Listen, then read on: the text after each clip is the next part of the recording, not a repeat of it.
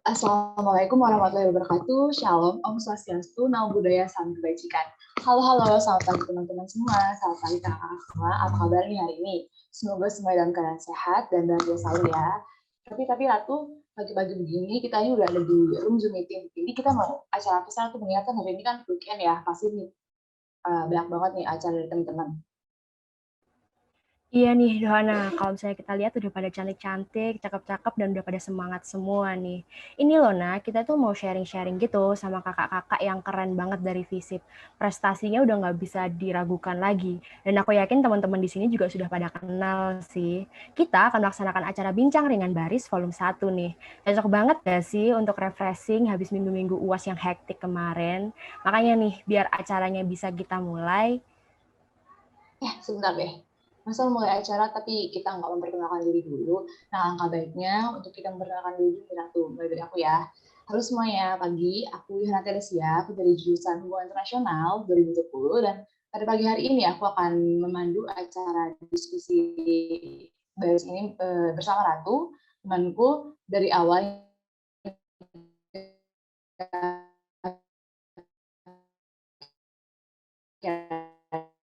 acara. Nah, untuk Ratu bisa nih memperkenalkan diri juga. halo teman-teman, perkenalkan nama aku Ratu Naila Nadia dari Hubungan Internasional Angkatan 2020.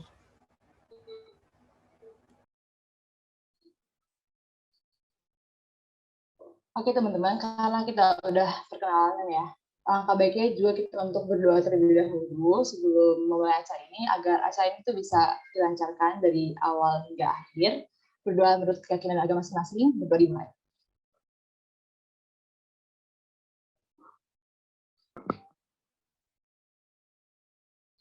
Waktu untuk berdoa dapat dicukupkan. Nah, sebelum lanjut ke agenda berikutnya, mungkin aku mau mengingatkan lagi nih kepada teman-teman untuk mengikuti SOP acara yang ada.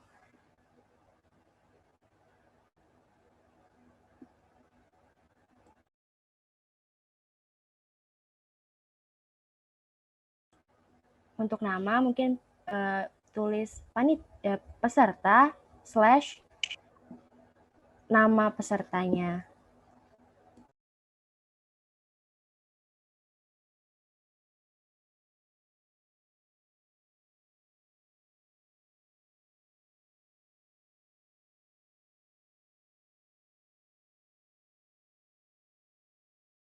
Kemudian tidak lupa juga diwajibkan untuk on cam dan off mic dan menggunakan virtual background jika tidak terkendala. Untuk sesi diskusi nanti, cara bertanya-nya adalah menggunakan hashtag tanya baris, lalu MC akan mempersilahkan untuk on mic dan bertanya langsung. Dan jika pertanyaan sudah terjawab, dipersilahkan peserta untuk off mic kembali. Nah, berikutnya kita mungkin dengarkan dulu ya sambutan dari ketua pelaksana kita yang nampaknya udah siap nih di seberang sana. Kepada Kak Fian, dipersilahkan untuk menyampaikan kata sambutannya.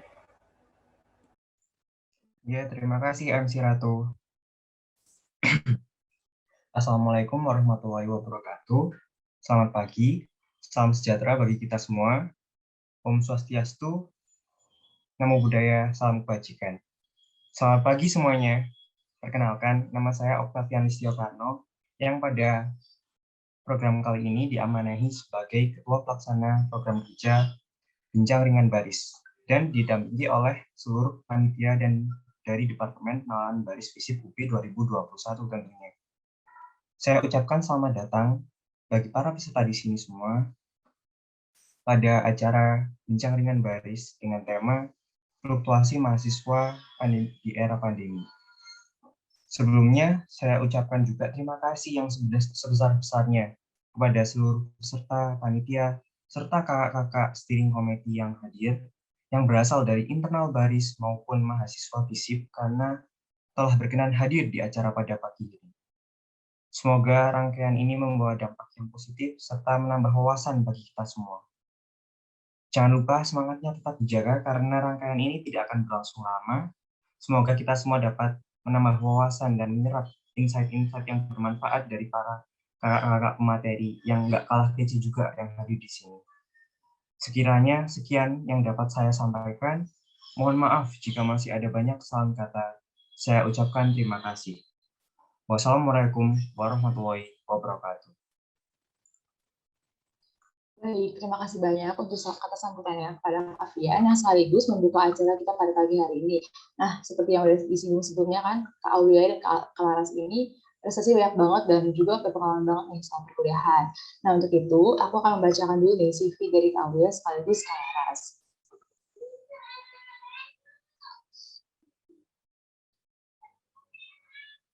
Oke, Kak Aulia Izah Asmi, untuk alamat dan nomor HP serta email bisa dibaca di sini.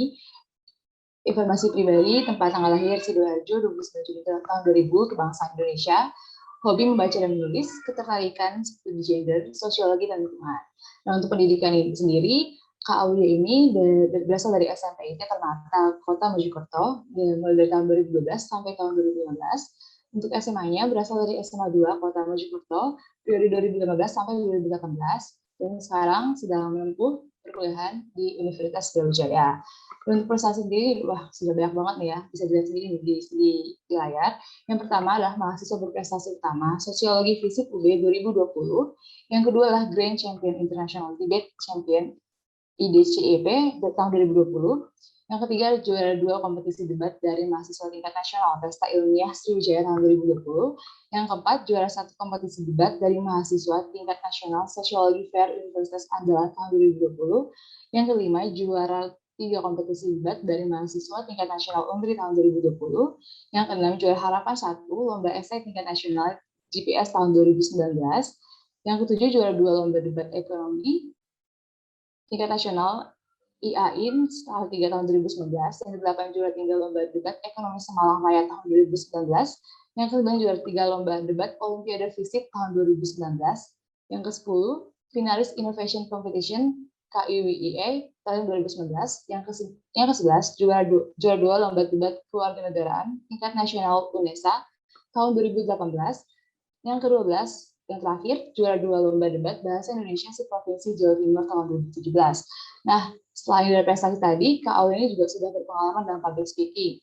Yang pertama, sebagai pemateri Gerakan Mahasiswa Berprestasi 2020 Season 2 dengan tema Karya Tulis sebagai Wujud Nyata Dedikasi Mahasiswa untuk Bangsa yang diselenggarakan oleh KIM FAPET UB tahun 2020. Yang kedua adalah pemateri diskusi publik dengan tema Transformasi Pergerakan Wanita, apakah masih relevan, yang diselenggarakan oleh Himasi Fisik UB tahun 2020. Yang ketiga, sebagai pemateri diskusi publik dengan tema Perspektif Perempuan dalam Memandang Kekerasan Seksual, yang diselenggarakan oleh Fordi Mapela UB tahun 2020. Yang keempat, sebagai pemateri kelas Feminisme dengan tema Arah dan Isu Gerakan Feminisme di Indonesia tahun 2019. Yang kelima, pemateri talk show Tamu Kita UB TV episode Bangkit dan Lawan Kekerasan Seksual tahun 2019. Lalu selanjutnya adalah pengalaman kerja. Yang pertama sebagai content writer NGO Aku Bersama tahun 2020. Yang kedua adalah asisten peneliti Research Group Lingkungan dan Bencana Sosial dalam penelitian Relasi Taman Nasional Bromo, Tengger Semeni TNBTS, Masyarakat Adat Tengger dalam Tata Kelola Ekowisata tahun 2020. Dan masih banyak lagi pengalaman-pengalaman lainnya termasuk organisasi sistem kepanitiaan dan juga publikasi. Nah, untuk selanjutnya akan dibacakan kurikulum vitae dari Kak Laras. Wah, keren banget ya Kak Aulia ini. Selanjutnya kita masih ada lagi nih pemateri yang keren banget dan luar biasa sekali, yaitu Kak Laras Syafa dari jurusan Psikologi 2018.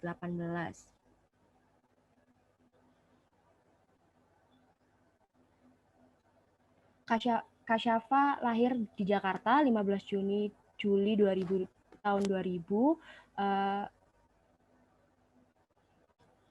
Untuk penghargaan, wah banyak banget ya di sini. Ada mahasiswa berprestasi utama Psikologi Universitas Brawijaya 2020, delegasi Indonesia dalam Y20 Saudi Arabia International Summit 2020, kemudian ada delegasi Indonesia dalam ASEAN Australia Youth Innovation Challenge 2020, kemudian ada delegasi Indonesia dalam Orsam Summer School of Turkey Government 2020, dan wah banyak banget ya ke bawah itu, sampai udah nggak cukup nih kalau misalnya dipakai untuk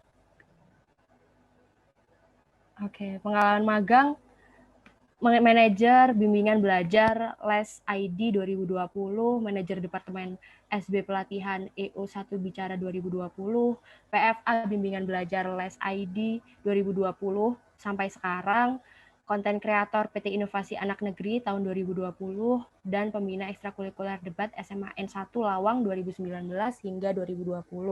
Untuk pengalaman organisasinya, Kak Syafa ini merupakan anggota dari Genbi Divisi Pendidikan Bank Indonesia 2020 hingga saat ini. Yang kedua, anggota Forum Mahasiswa Studi Inggris UB tahun 2018 sampai 2019. Yang ketiga, anggota Divisi Penalaran Badan Riset FISIP UB 2018 hingga 2019. Yang keempat, Ketua Umum Forum Debat SMA N1 Lawang 2017 hingga 2018. Kemudian Ketua Umum Teater Gema SMA N1 Lawang 2015 sampai 2017. Wah, memang terbukti ya kakak-kakaknya ini udah ahli untuk pengalaman banyak di berbagai bidang. Nah, dengan begitu artinya kita bisa mulai untuk acara sharing dan diskusi supaya kita bisa dapat insight dan mungkin tips and tricks dari Kak Aul juga Kak Laras.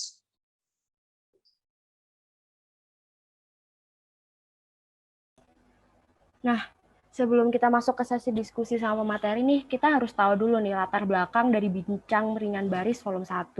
Jadi, Bincang Ringan Baris ini hadir untuk menjawab kegundahan-kegundahan, keresahan-keresahan mahasiswa secara mental yang lagi naik turun nih. Juga secara prestasi, kalian yang sedang menghadapi rintangan, yaitu kuliah secara daring di masa COVID-19 seperti saat ini. Nah, pagi ini kita akan kulik-kulik sedikit dari ahlinya yang sudah pro di bidang masing-masing mengenai cara beradaptasi dan kiat-kiat untuk tetap produktif meskipun harus di rumah aja. Nah, kita akan memasuki segmen 1, ada apa dengan kuliah?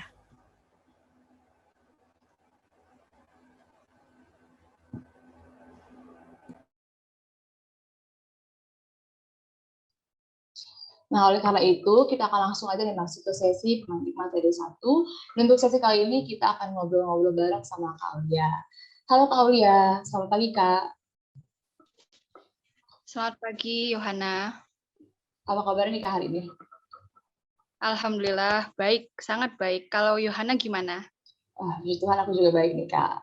Nah Kak, aku mau nanya-nanya nih.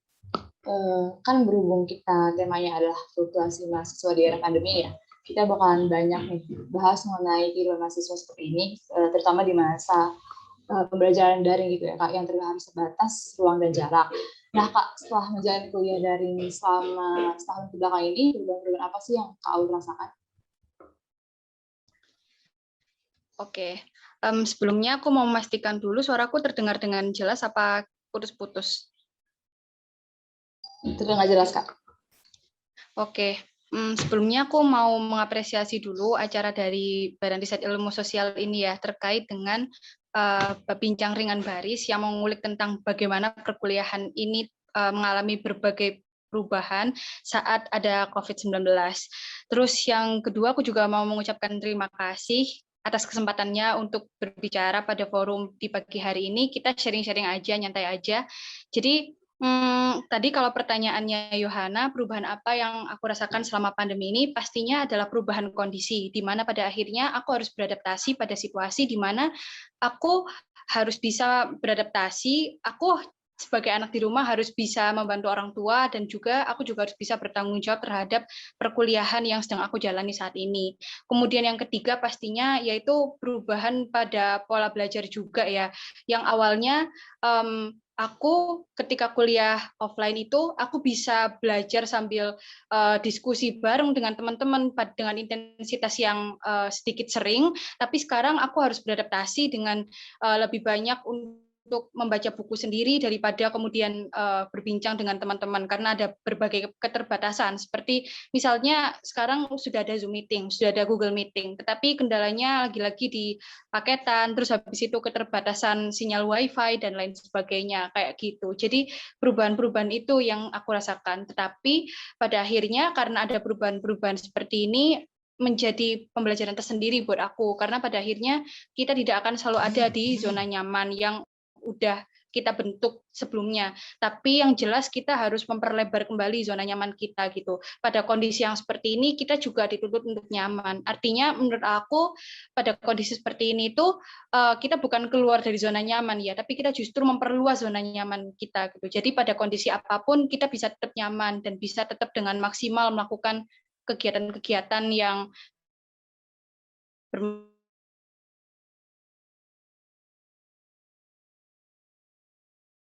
bermanfaat buat kita sendiri sebagai mahasiswa terutama.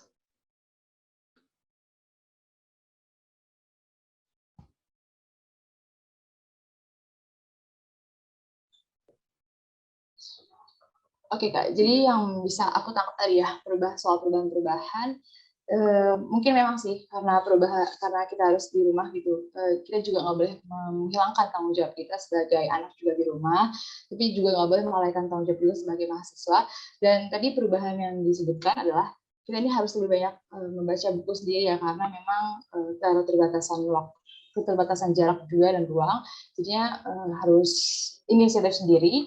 Dan tadi sempat aku juga mention sedikit memperlebar kembali zona nyaman, karena kalau misalnya di masa-masa seperti ini kan kesehatan mental juga berpengaruh gitu ya. Jadi untuk mengapresiasi diri bisa kali memperlebar kembali zona nyaman. Nah Kak, dengan perubahan-perubahan tersebut kan berarti ditindak cepat supaya bisa nyaman menjalani bentuk perkuliahan yang seperti ini Kak. Lantas bagaimana caranya Kak Aul itu untuk beradaptasi dengan kuliah daring tatap muka yang dengan dosen aja itu harus melalui layar Kak? Oke, adaptasi dengan kuliah online yang harus tatap muka gitu ya. Mungkin sekedar informasi aja, di sosiologi di jurusanku itu jarang sekali dosen yang kemudian mewajibkan anak-anaknya untuk on kamera gitu. Tetapi pada akhirnya karena beberapa inisiatif teman-teman mahasiswa, kadang-kadang kita juga on kamera gitu untuk menghormati dosen-dosen yang saat itu sedang mengajar kita gitu. Nah, kalau aku sendiri cara beradaptasinya gimana? Sebelumnya memang terjadi keterkejutan gitu ya teman-teman, atau kita bisa sebut biasanya kayak cultural lag gitu.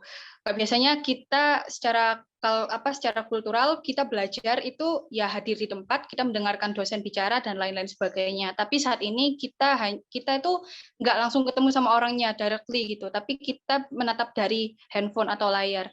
Awalnya terjadi keterkejutan karena pada awalnya kan mungkin beberapa mahasiswa itu kalau belajar dari HP itu sering ke distract. Misalnya lagi nge-zoom kayak gini, tiba-tiba ada notif muncul dari Instagram kah, dari WhatsApp dan lain-lain. Pada akhirnya nggak konsentrasi melihat layar itu, tidak konsentrasi dalam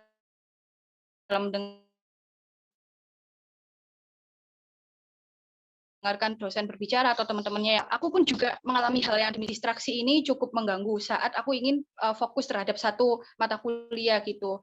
Pun juga kadangkala beberapa teman juga cerita kalau terlalu lama menatap layar itu pusing gitu, terlalu lama menatap handphone juga sering ke distract, dan ketika kayak bolak-balik dari WhatsApp terus kembali lagi ke Zoom, lalu dari Instagram ke Zoom lagi dan lain-lain sebagainya, itu cukup mengganggu sampai pada akhirnya mereka tuh kayak pusing sendiri dan tidak bisa mendapatkan materi apa sih tadi intinya yang didapat itu gitu. Nah, sehingga dari aku sendiri pada akhirnya itu mencoba menerapkan yang namanya jam-jam disiplin. Jadi waktu semester 6 ini aku cukup banyak mengambil SKS, jadi 24 SKS gitu. Nah, pada akhirnya aku tuh kayak menerapkan jam-jam di mana saat kuliah yang biasanya 40 menit menatap layar, aku usahakan diriku untuk kondusif menatap layar aja gitu untuk mendengarkan dosen. Nah, setelah 40 menit itu berakhir, aku selama 15 sampai 30 menit itu ya mengistirahatkan mata gitu, karena pada akhirnya isu kesehatan itu juga harus jadi concern kita gitu loh. Natap layar terus nggak sehat buat mata, apalagi kalau kena blue light, teman-teman yang pakai skincare-nya nanti sia-sia karena bakal rusak zat-zatnya oleh blue light itu tadi gitu. Jadi kita istirahatkan sebentar, entah itu tidur atau baca buku atau ngapain bantu orang tua gitu. Menurutku itu penting karena kita juga harus tetap memperhatikan kesehatan kita gitu. Nah, setelah itu kalau ada kelas lagi ya aku konsentrasi pada kelas lagi gitu. loh Aul kalau misalnya kelasnya beruntun gitu gimana? Kan ada kan teman-teman kayak misalnya kelasnya selesai jam 10, tapi jam 11.30 ada, jam 11 gitu ada kelas lagi. Ya, di situ teman-teman kasih waktu buat matanya gitu ya, kayak nggak apa-apa off cam aja dulu selama 10-15 menit, terus on cam lagi gitu. Izin aja ke dosennya, menurutku dosennya bakal pengertian gitu. Menurut aku kayak gitu. Nah, terus itu adaptasi ketika kuliah tatap layar gitu ya. Tapi kalau untuk belajar, karena aku juga sekarang selaku anggota DPM, jadi beberapa kali itu kan kayak ditanya-tanya gitu. Karena kebetulan aku sebagai anggota badan advokasi, jadi aku sering almet mahasiswa gimana dan lain-lain, yang dimana itu nggak semua jawabannya aku tahu, sehingga pada akhirnya aku harus menghubungi beberapa pihak yang lain. Jadi akan ada kondisi di mana aku akan sangat fast respon gitu ke teman-temanku. Itu artinya aku lagi jam-jam pegang HP dan menanggapi beberapa chat dari teman-teman. Entah itu dari teman-teman FISIP yang membutuhkan bantuan atau dari teman-temanku yang emang mau ngobrol gitu.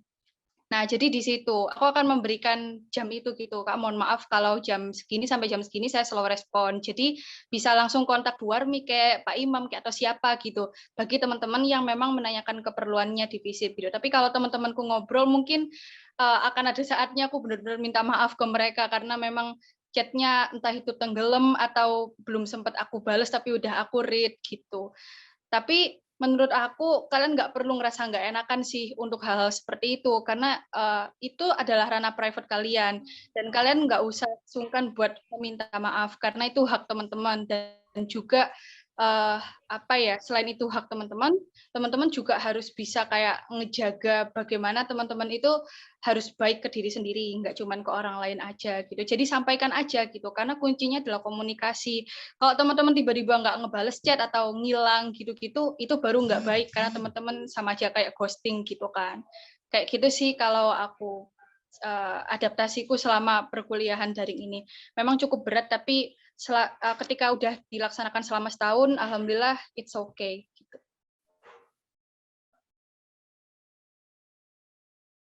Oke, jadi yang aku tangkap itu tadi untuk adaptasinya cukup berat ya Kak, karena mengalami culture lag.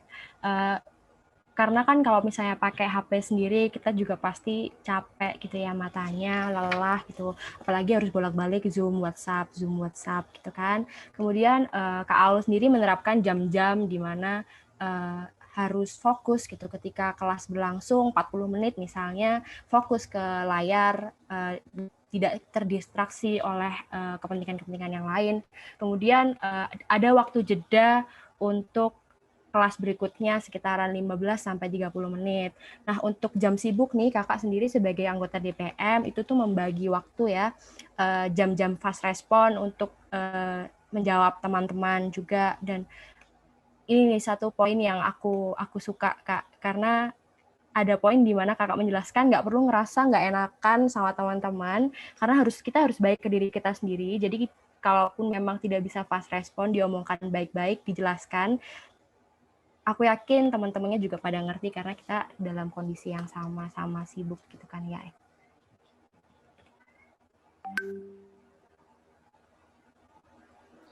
Nah Kak, selama kuliah online ini berjalan nih, kan kita udah sering banget dengar keluhan dari teman-teman, karena katanya kalau online itu susah banget menyerap bahan ajaran. Nah, dari Kak Aulia sendiri gimana sih menanggapinya begitu Kak, dari keresahan-keresahan yang sudah disebutkan sebelumnya, dan karena apakah keresahan-keresahan tersebut menurut Kak Aulia bisa berdampak ke kesehatan mental, dan kalaupun iya, gimana sih cara Kak Aulia untuk menyikapinya? Oke, wah kesehatan mental ini sepertinya rekanku Laras ini ya yang lebih berkapasitas buat ngomongnya. Hai sis, mungkin aku mau menjelaskan dari sisi sosiologis aja kali ya, karena aku mau menyesuaikan dengan subjek yang memang aku pelajari gitu. Satu terkait pada bagaimana teman-teman itu beberapa kali bilang kalau kuliah online itu membuat kami sulit untuk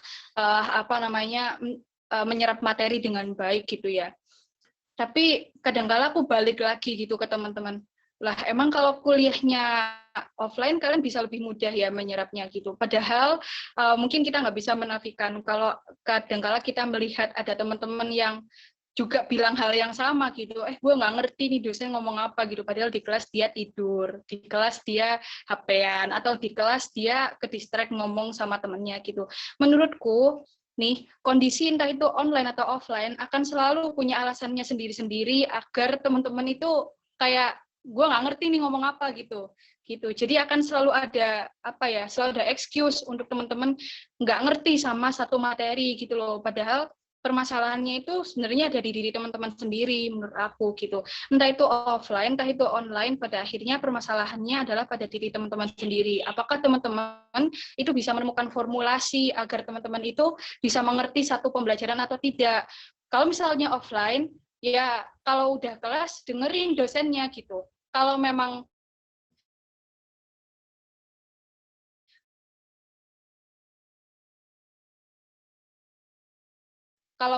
membutuhkan HP untuk membalas chat dari pacar Anda, kalau untuk berkonsentrasi pada materi-materi tertentu, asal dengan formasi-formasi tertentu yang itu sesuai sama diri teman-teman. Kalau waktunya menghadap layar, ya janganlah buka Instagram. Kalau memang waktunya kuliah online dan harus nyambi untuk mengerjakan pekerjaan domestik, ya gunakanlah headset atau earphone dan lain-lain sebagainya. Karena saat ini udah banyak fasilitas loh teman-teman. Menurut aku ya akan jalan itu akan selalu ada kalau teman-teman itu mencari. Fasilitas itu akan selalu tersedia ketika teman-teman berusaha mengusahakan gitu. Entah itu teman-teman punya penghasilan sendiri dari magang atau mungkin dari lomba-lomba gitu ya. Atau mungkin syukur-syukur nih kalau orang tuanya teman-teman ini berkecukupan gitu sehingga bisa memberikan fasilitas yang lebih baik lagi gitu. Itu sih kalau pendapatku terkait sama teman-teman yang merasa belajar online itu nggak bisa masuk nih materinya gitu. Yang kedua, excuse lain yang sering aku dengar itu tuh kayak, iya aku tuh tipenya visual, aku tuh tipenya pendengar, aku tuh tipenya ini gitu. Ya awalnya aku memang percaya ada tipe demikian gitu. Tetapi setelah aku belajar nih, hey teman-teman sosio, kalian yang belajar Paulo Freire, pendidikan kaum tertindas itu, teman-teman mungkin pernah dengar nih mitos pengetahuan gitu.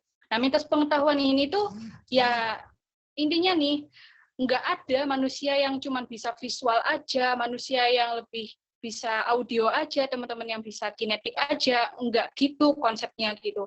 Kalau katanya Paulo Freire, itu tuh kayak semacam pengkotak-kotakan manusia, sehingga pada akhirnya kita tuh kayak nggak bisa mengeksplor kemampuan kita untuk belajar dengan mendengar aja, atau gimana gitu. Nah, pada akhirnya nih, teman-teman itu akan kayak stuck pada satu posisi, di mana teman-teman tuh mempercayai, oh gue cuma bisa belajar lewat visual aja, nggak bisa nih audio doang gitu. Itu tuh menurutku pada akhirnya bisa menghambat potensi teman-teman untuk belajar dengan cara yang lain. Sehingga menurutku excuse yang demikian itu sebenarnya bisa dipatahkan. Karena apa? Kita nih teman-teman sosio yang udah belajar TSM, kita punya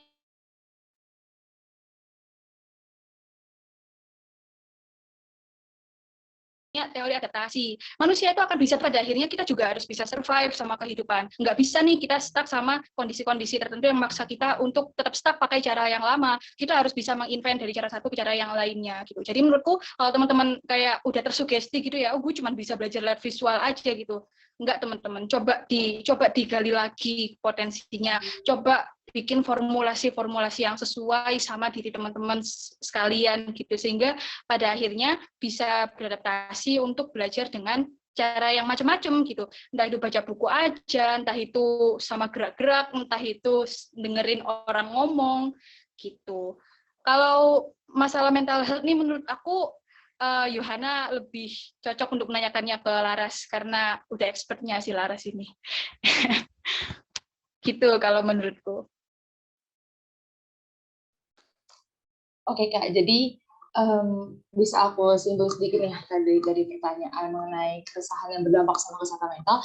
Tadi seperti yang Kak Aulia bilang, kalau misalnya masalah nggak bisa menyerap materi atau bahan ajaran perkuliahan tuh Ini tergantung dari diri teman-teman sendiri ya, bagaimana cara menyikapinya, bagaimana cara menempatkan diri di situasi dan kondisi tertentu. Dan yang kedua itu adalah terkait tipe dan cara belajar. Sebenarnya jangan mengkotak-kotakan begitu ya cara belajar yang seperti apa, tapi karena itu akan membuat kita ini susah untuk beradaptasi dengan yang mungkin lingkungan yang berbeda lagi kalau misalnya kita mengkotak-kotakan atau memakai cara belajar tertentu begitu Kak.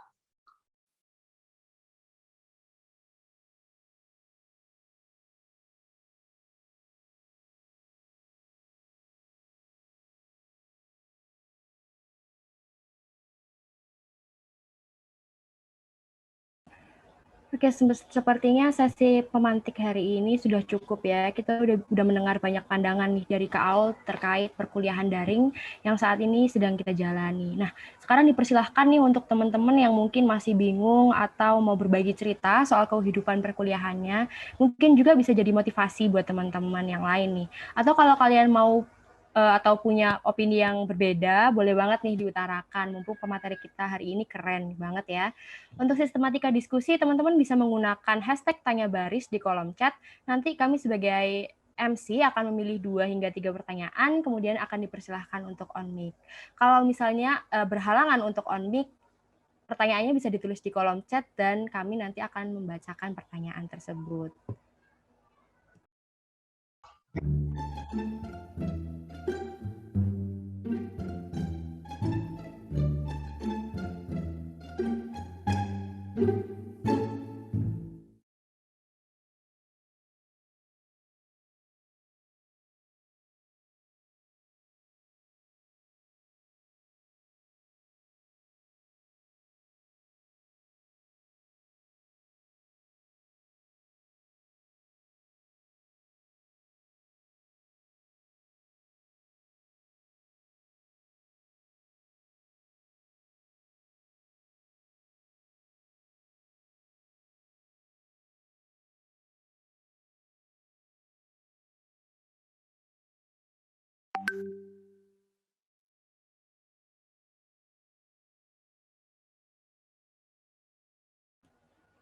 Mungkin karena masih belum ada pertanyaan, aku dulu aja kali ya, Kak ya.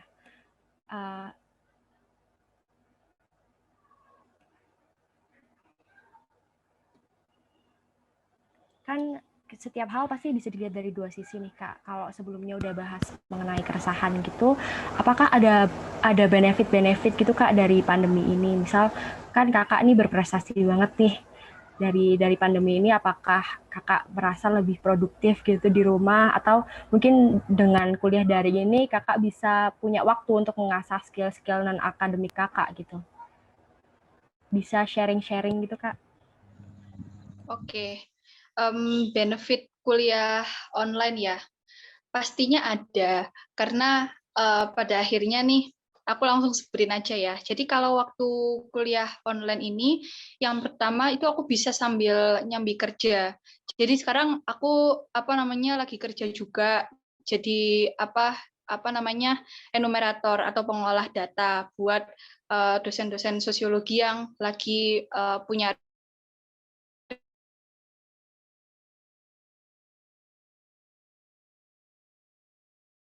riset gitu. Jadi kerjaan gue itu ya mantengin atau kemudian mentranskrip jadi narasi gitu. Terus itu yang pertama, dan pastinya aku dapat duit. Jadi enak kayak meskipun aku di rumah aja tapi ada penghasilan gitu. Kemudian yang kedua, karena kuliahnya jadi online nih, pada akhirnya lomba-lomba itu juga jadi online semua. Ya lomba esai, ya lomba debat, terutama lomba debat. Nah, karena lombanya itu banyak yang online gitu ya. Aku dan timku ini Larasava juga salah satu anggota tim debatku gitu. Jadi kita sering banget ikut lomba debat dari tahun 2020 sejak pandemi itu sampai sekarang gitu. Jadi lebih leluasa ikut lombanya. Kalau misalnya waktu offline itu kita misalnya nih lombanya di Semarang, lombanya di Bali, lombanya di Sumatera, ya kita harus ke sana gitu kan. Dan otomatis pengeluaran akan juga lebih membengkak gitu. Nah, sekarang karena lombanya online, jadi kita bisa lebih banyak lomba itu secara online gitu. Bahkan kemarin kita habis lomba, minggu depannya lomba lagi itu bisa, 2 minggu lagi lomba, 2 minggu lagi lomba lagi itu juga bisa gitu loh. Atau kapan hari itu pernah kita tuh lomba selesai, jarak 1 hari besoknya itu lomba lagi gitu. Jadi kayak benar-benar padat gitu jadwalnya, nggak kayak kalau misalnya lomba secara offline gitu. Terus apalagi ya benefitnya? Mungkin ini sih benefitnya itu bisa sambil bantu-bantu di rumah gitu. Karena ya kebetulan emang di rumah ini tuh ibuku juga nyambi kerja. Jadi pada akhirnya aku juga bantu-bantu bersih-bersih gitu. Itu sih kalau misalnya kalau misalnya kuliahnya offline kan ya aku nggak ada di rumah gitu. Nggak ada yang bisa bantuin orang tua aku. Itu sih kalau benefitnya.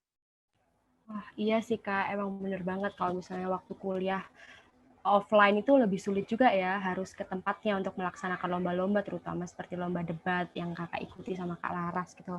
Terus habis itu Kakak juga, ini poin bagus nih, bisa juga dicontoh nih teman-teman. Kalau misalnya punya waktu luang gitu kan, karena kalau misalnya daring itu lebih banyak, kita bisa sambil kerja, jadi kita sambil kuliah, sambil mendapatkan pendapatan juga, yang tentunya juga relevan dengan jurusannya masing-masing gitu.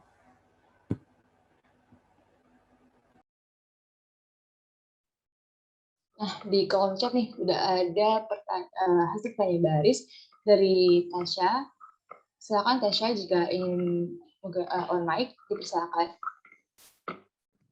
Oke, terima kasih Yohana. Sebelumnya selamat pagi untuk Kak Aulia dan Kak Lara.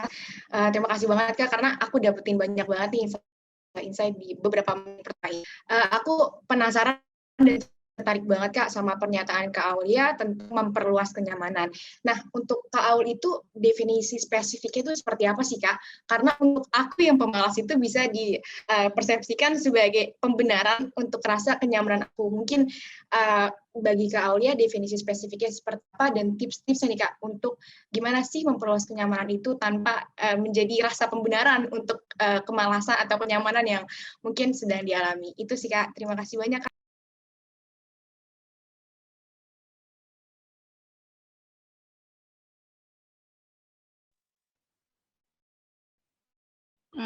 Gimana MC? Bisa langsung dijawab apa gimana?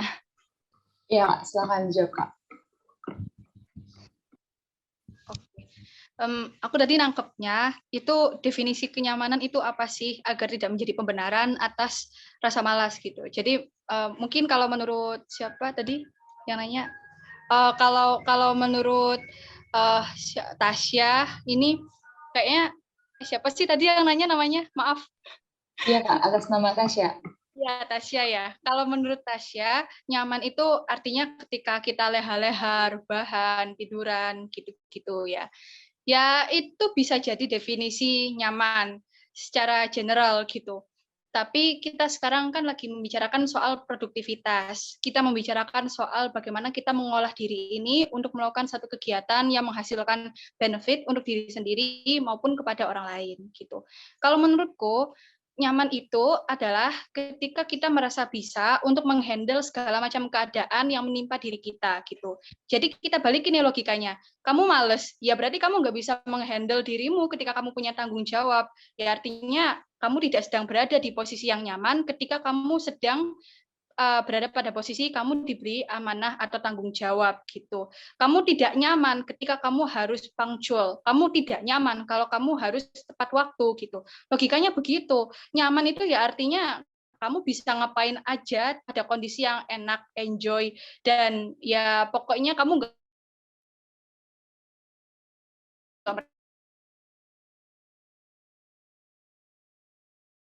merasa tertekan gitu loh. Kalau misalnya kamu males-malesan tapi gerak dan kamu merasa aduh apaan, merasa nyaman gitu loh. Itu sih kalau menurutku, kalau konteksnya kita bicara soal produktivitas gitu. Sehingga keluarlah tadi, kalau menurut aku kita nggak lagi keluar dari zona nyaman, kita nggak lagi keluar dari rasa malas gitu, tapi kita sedang memperluas rasa nyaman itu gitu loh, kayak mau lu rebahan atau mau lu lagi dipaksa atau lagi apa ya istilahnya itu dipres untuk menghadapi kondisi-kondisi tertentu ya kamu nyaman-nyaman aja, enjoy aja gitu loh, karena misalnya nih waktu apa namanya sependek aku, entah itu di FISIP maupun di luar UB gitu ya. Ada saatnya di mana kayak orang-orang itu ngerasa, oh budaya organisasi ini tuh kayak nggak cocok sama aku. Oh budaya di sini tuh kayak nggak aku banget gitu. Artinya kan dia nggak merasa nyaman, dia nggak bisa menghandle rasa apa istilahnya, rasa ketidakcocokan dia itu gitu loh. Nah kalau aku memberi saran pada mereka, ya nggak apa-apa. Justru ini tuh adalah kayak satu benefit buat kamu. Kondisi ini tuh keuntungan karena kamu tuh bisa memperluas zona nyaman kamu pada akhirnya. Kalau kamu bisa menghandle ketidaknyamananmu itu dan menemukan formulasi agar kamu tuh bisa nyaman sama kondisi itu, ya artinya kamu sedang memperluas zona nyaman kamu. Kamu bisa enjoy dan bekerja dengan maksimal di misalnya di baris misalnya, atau di kondisi lain di komunitas yang lain misalnya, atau dimanapun kamu bisa merasa nyaman. Kayak gitu sih kalau menurut aku. Semoga menjawab ya. Wah, terima kasih banyak nih Kak Aulia. Untuk Tasya sendiri bagaimana nih Tasya? Kasih jawabannya. Baik, udah cukup Yohana. Makasih banyak Kak Aulia. Oke, terima kasih. Untuk teman-teman yang lainnya yang mungkin ingin bertanya, bisa banget nih langsung di kolom chat dengan hashtag tanya baris. Oke, sudah ada Kak Antika Septi. Untuk Kak Antika, dipersilakan Kak. Oke, makasih MC. Sebelumnya aku mau ngucapin selamat buat Mbak Aul karena baru selesai sempro ya Mbak Aul ya, selamat semprotulation. Nah, terus untuk pertanyaannya nih, sebenarnya Mbak, kalau aku merasa kuliah online itu sebenarnya aku nyaman sama diri aku Makasih sendiri. Tika. Dan berasa, oh nggak masalah sih, mungkin online juga punya beberapa benefit selama ini gitu kan. Cuman sebenarnya kalau menurut aku struggle nomor satu tuh justru kalau tugas kelompok nih, kita udah nyaman nih. Udah nyaman, udah ngatur waktu dengan baik, mau ngerjain ini, itu, dan lain-lain. Ternyata temen yang kita satu kelompok nih, punya tugas masing-masing, terus ternyata dia nggak mengerjakan tugasnya dengan baik gitu kan. Terus akhirnya dilimpahin lagi ke kita, terus jadwal kita berantakan dan segala macam. Nah itu kita harus gimana dong buat tetap ya nyaman lah gitu, walaupun keadaannya kayak gitu. Kasih.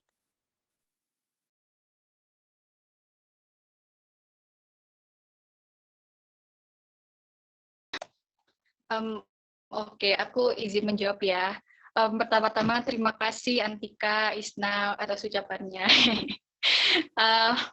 Iya, menurutku pertanyaan Antika ini bakal apa namanya akan terjadi pada kita semua gitu. Entah itu teman-teman jurusan psikologi, kayak HI, sosio, siapapun pasti juga mengalami hal tersebut gitu. Ketika teman-teman kita nggak kooperatif dan kayak seenaknya sendiri gitu. Nah, aku sendiri pun sebenarnya masih struggle sama masalah itu gitu. Karena ada beberapa apa namanya, ada beberapa tipe orang yang untuk apa namanya, untuk merespon hal tersebut itu kayak beda-beda. Kalau kalau menurutku ada dua tipe orang ketika merespon teman-teman yang nggak bertanggung jawab tadi. Yang pertama itu tipe-tipe yang bakal ngomong, speak up, and stand for their friends gitu, yang ngerasa kayak ini bukan beban aku sendiri tapi beban kalian semua juga gitu. Nah, aku mau sedikit cerita ya. Dulu waktu semester 2 aku juga mengalami hal yang sama gitu. Nah, kayak teman-temanku itu kayak ngerasa, oh lumayan ada Aul, ya udah mereka kayak seenaknya sendiri ngerjain tugasnya. Bahkan aku waktu baca itu, ya mohon maaf, aku ngerasa nggak kayak ngebaca tulisan anak kuliah gitu. Aku ngerasa ini, anjir, ini anak SMP pun apa bisa nulis yang kayak gini gitu. Sangat nggak apa ya, istilahnya itu nggak memenuhi kualifikasi buat anak kuliah gitu loh.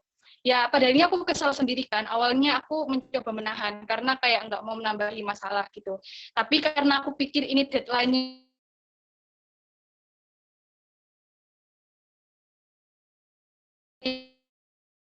juga masih panjang, ini deadline, akhirnya aku kembaliin file itu ke grup gitu.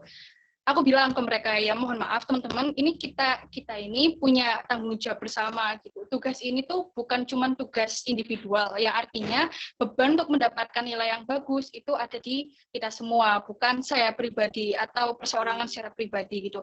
Jadi agar kita lebih maksimal, aku nggak mau ini tuh hanya menjadi tanggungan satu orang aja. Ya agak-agak diplomatis sedikit lah ya gitu.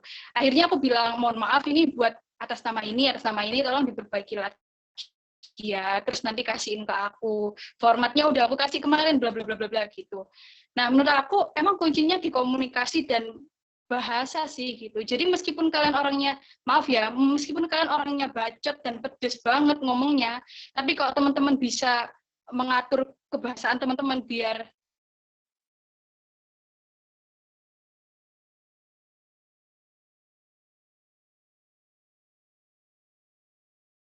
pesannya nyampe ke teman kalian, ya menurut aku, oh iya, ya udah aku salah. Mungkin Antika juga pernah lah ya dapat teman yang kayak udah salah tapi masih ngedebat aja gitu. Kayak yang salah dia yang salah tapi dia yang makin garang gitu kan.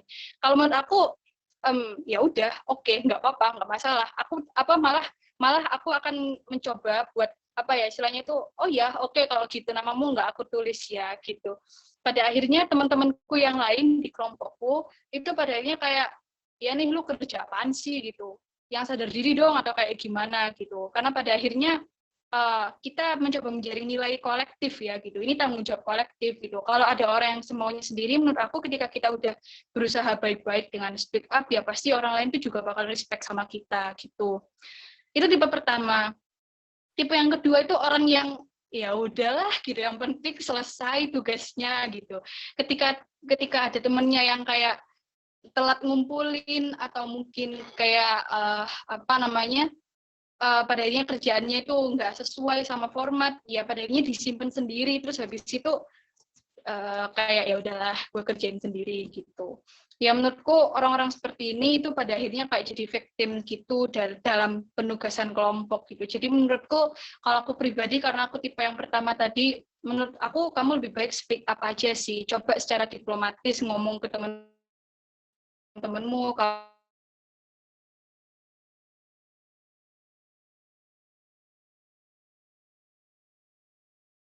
kalau ini tuh tugas apa ya istilahnya, kayak gitu sih menurutku.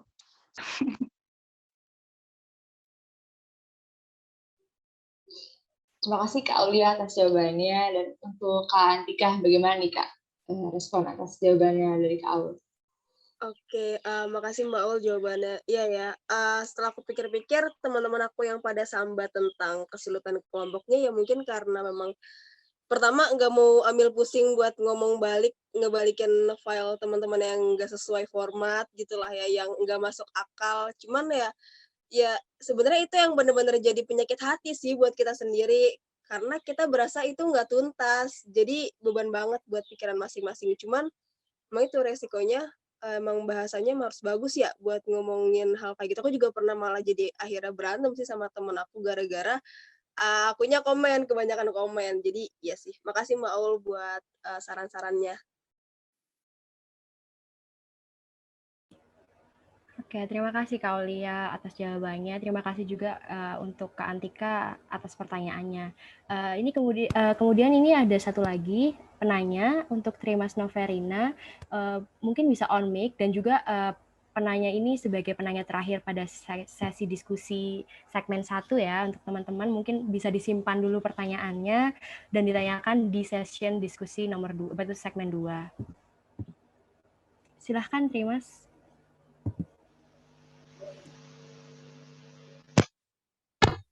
Suara saya terdengar? Terdengar. Oh gini ya.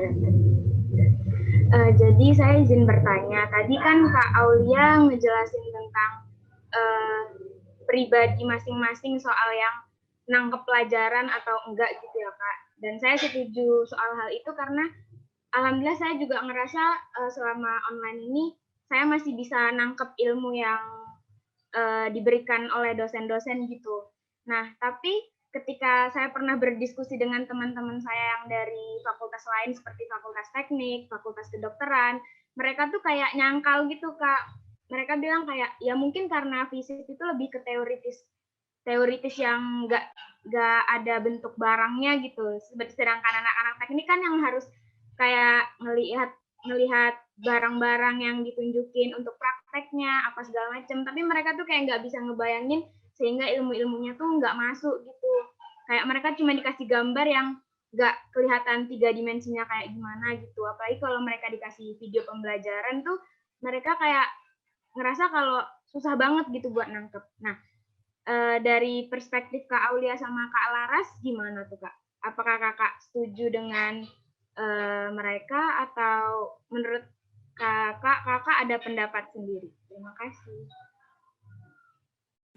Mungkin bisa langsung dijawab oleh Kak Aul. Dipersilahkan Kak Aulia. Oke, makasih ya Trimas buat pertanyaannya.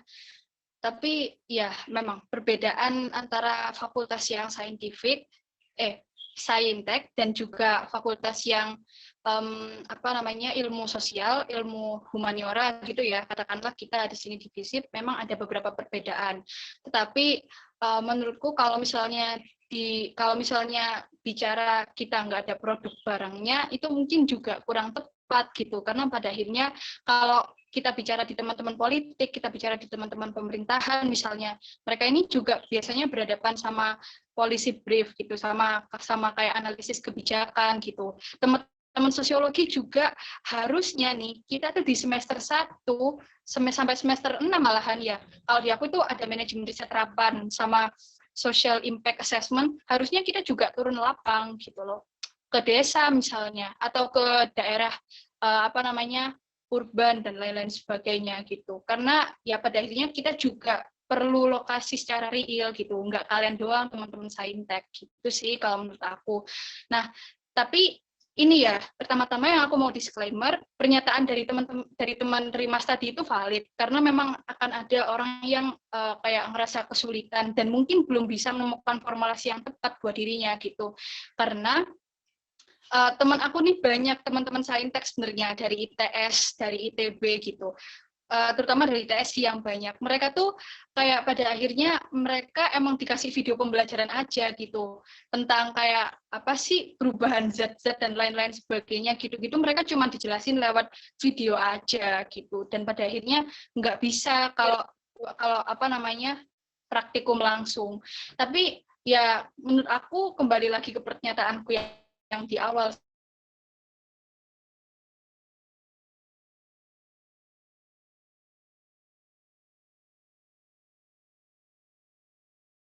sih. Itu tuh tergantung pada bagaimana kalian kemudian jadi belajar secara meskipun memang kurang maksimal gitu. Tapi kurang maksimal bukan berarti kalian nggak dapat apa-apa kan. Kalian tetap mendapatkan sesuatu kayak gitu. Malahan kalau sepengetahuan aku nih, teman-teman yang dari FTP itu tuh udah bisa masuk lab kok sekarang. Jadi ketika mereka praktikum, mereka tuh disuruh kayak kasih surat rapid gitu ya, surat kalau keterangan mereka udah pernah rapid atau pernah swab gitu, jadi mereka praktikum langsung di lab gitu. Setahu aku teman-teman FTP dan teman-teman FP sudah pada tataran seperti itu. Mungkin kalau temannya Trimas tadi mungkin belum kali ya dari teman-teman teknik atau teman-teman fakultas kedokteran gitu. Jadi ini sih yang perlu kita lihat lagi bukan individunya ya, tapi bagaimana kemudian kebijakan universitas secara mayor itu mengatur pembelajaran kita saat ini. Teman-teman saintek sekarang setahu aku udah boleh masuk lab, mungkin untuk keperluan ngerjain PKM contohnya satu. Kemudian yang kedua untuk keperluan praktikum bagi teman-teman semester 6 ke atas gitu. Jadi masih udah boleh kok. Cuman mungkin ya kalau misalnya di semester 1, 2, 3, 4 itu mungkin belum bisa masuk lab karena dosen-dosen yang udah berkapabilitas itu mereka mikir kalau ya pelajaran yang kayak gini itu masih bisa kok disampaikan lewat video pembelajaran atau cukup lewat daring aja gitu. Jadi coba kita analisis deh secara kebijakan maupun bagaimana kapabilitas dosen-dosen itu dalam menentukan ini tuh boleh offline atau enggak ya, kayak gitu sih. Pengetahuan aku ketika ikut forum DPM UB mereka bilangnya udah kayak gitu. Jadi menurut aku itu tergantung kebijakan masing-masing fakultas juga. Kayak gitu sih menurutku Trimas. Semoga menjawab ya. Terima kasih menjawab kok Kak.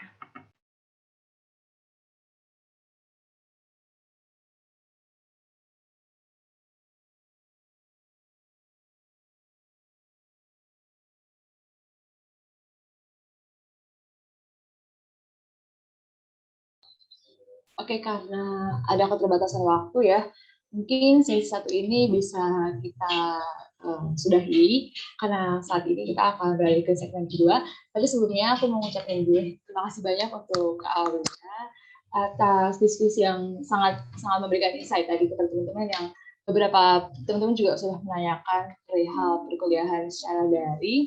Semoga apa yang disampaikan tadi bisa bermanfaat juga buat teman-teman lainnya. Nah, seperti yang aku udah bilang tadi, ini kan kita akan beralih ke segmen 2. Dan pada segmen kedua ini, kita akan berbincang-bincang sama Kak Laras apa. Halo Kak, selamat pagi Kak Laras. Halo, suara aku terdengar nggak? Terdengar Kak. Oke. Apa kabarnya nih Kak hari ini? Baik, kamu gimana kabarnya ya, Hana? Baik Kak, terima kasih juga. Nah, kita mulai aja ya Kak untuk sesi diskusi pada hari ini. Untuk segmen kedua, menyambung dari pembicaraan kita sebelumnya di segmen 1 kan soal perkuliahan daring ya. Nah, dengar-dengar nih bulan Agustus depan kita akan mengadakan kuliah secara daring. Dan kira-kira menurut Kak Laras apa aja yang harus dipersiapkan oleh mahasiswa, dan mungkin bisa dimulai dari persiapan secara mental dulu nih Kak, mengingat bahwa banyak juga nih teman-teman yang mungkin akan merantau juga ke Malang. Oke. I think kalau secara mental, maybe kalian harus punya plan tentang kalau nanti saya akan kuliah luring, saya akan bertempat tinggal di mana bagi yang merantau, lalu berapa kebutuhan ekonomi yang harus saya gelontorkan, dan mengetahui banyak kesulitan misalkan dalam hal makanan, dan riskan untuk terkena infeksi yang lain, saya akan memenuhi kebutuhan itu dengan cara apa, lalu di total, dan dikira-kira apakah saya setidaknya mampu. Karena kalau kita berbicara dengan mental itu, kita harus punya trigger yang terjadi di real life biasanya. Selain trigger-trigger yang terjadi di affective atau di kognitif kita, biasanya trigger real life itu lebih memacu kondisi mental kita kalau nanti kita kuliah. Dan karena kita kuliah luring, trigger-triggernya ada di sana, jadi kita harus bisa prediksi dulu, nanti kira-kira itu bakal membebani kita atau tidak.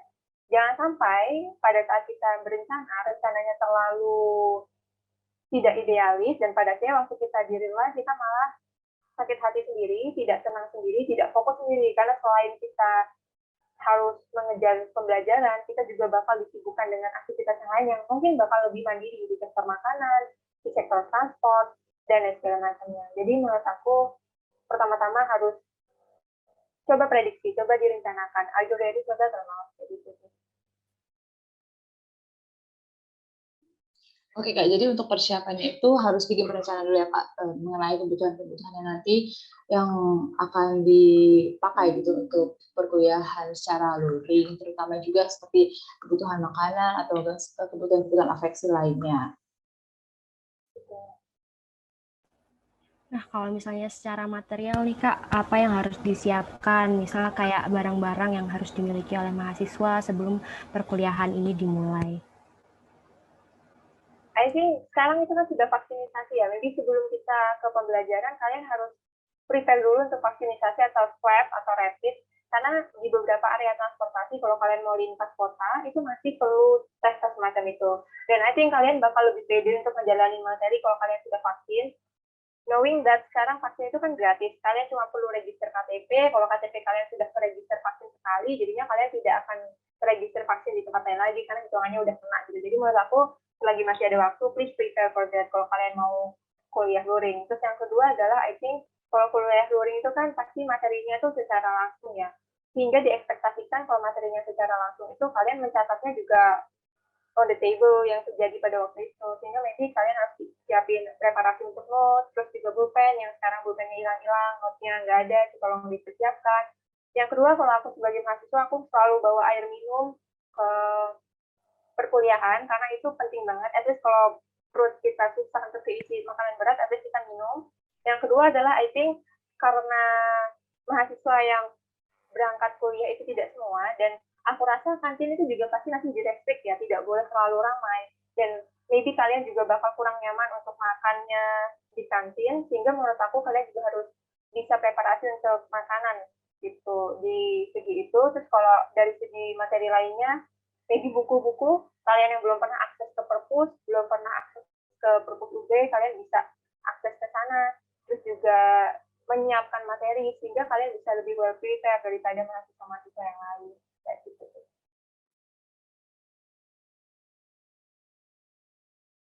Iya sih Kak, bener banget. Emang penting banget ya Kak ya. Yang pertama itu kita harus menyiapkan swab, apalagi sekarang udah ada gratis. Dan kalau misalnya kita sudah swab, kita sudah merasa lebih pede aja gitu untuk melaksanakan pembelajaran atau perkuliahan gitu. Kemudian untuk yang kedua, kalau luring itu harus menyiapkan catatan dan buku-buku pembelajaran, mengingat kalau misalnya luring kan langsung ya Kak ya, berarti catatannya harus on the spot, jangan hilang-hilangan lagi karena tidak terorganize gitu tulisannya. Lalu persiapan untuk makanan dan air minum juga harus udah well prepare, karena seperti yang dimention sama Kak Laras tadi juga, kantin harus ada batasannya kan, mengingat sekarang juga sedang mengalami masa pandemi COVID-19.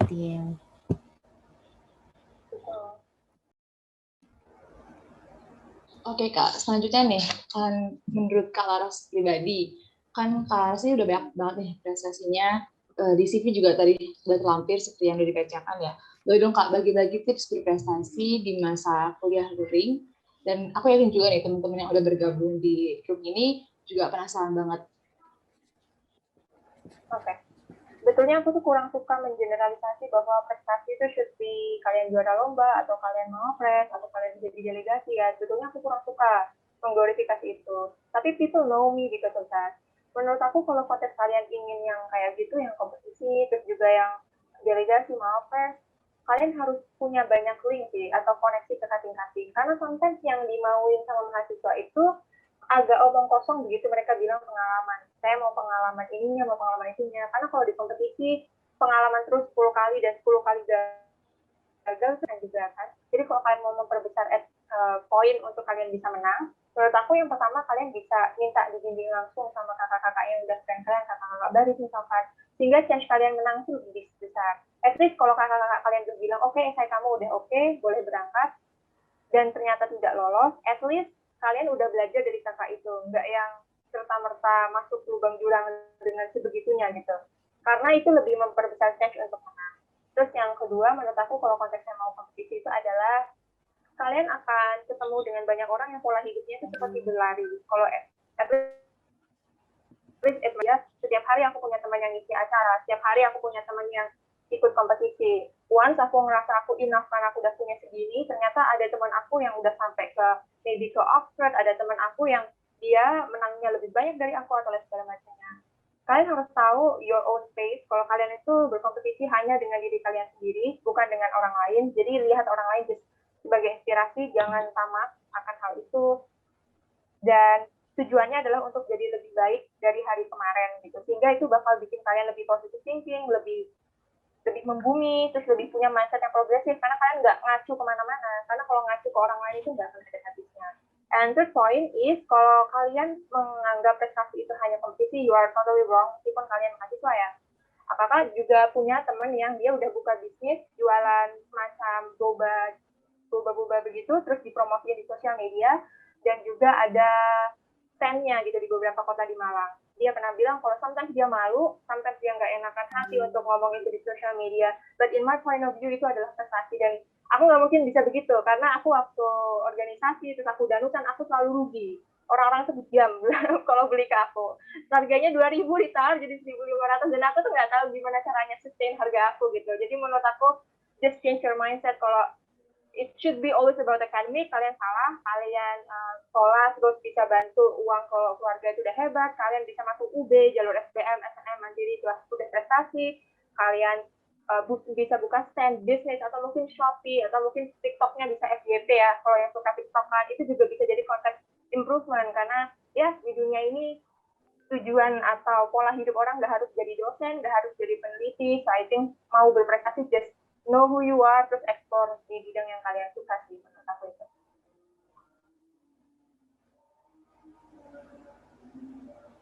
Oke Kak, makasih atas jawabannya. Tadi beberapa tips dari Kak Laras untuk berprestasi masa kuliah sebenarnya katanya prestasi itu bukan sekedar dari menang lomba atau jadi mahasiswa berprestasi, tapi berprestasi itu bisa dalam bentuk seperti punya usaha bisnis begitu. Yang penting adalah kita harus bisa mengeksplor apa yang ada di dalam diri kita sendiri. Terus yang kedua tuh harus punya juga link dan relasi dengan teman-teman lainnya. Dan yang ketiga adalah kita tuh harus menjadikan mungkin prestasi yang dimiliki oleh orang lain itu sebagai inspirasi dari untuk diri kita sendiri dan jangan tamak akan hal itu. Untuk next question, mungkin aku bakal menanyakan ini sih Kak. Kira-kira untuk Kak Laras sendiri nih, apa aja yang sudah dipersiapkan untuk perkuliahan bulan Agustus nanti?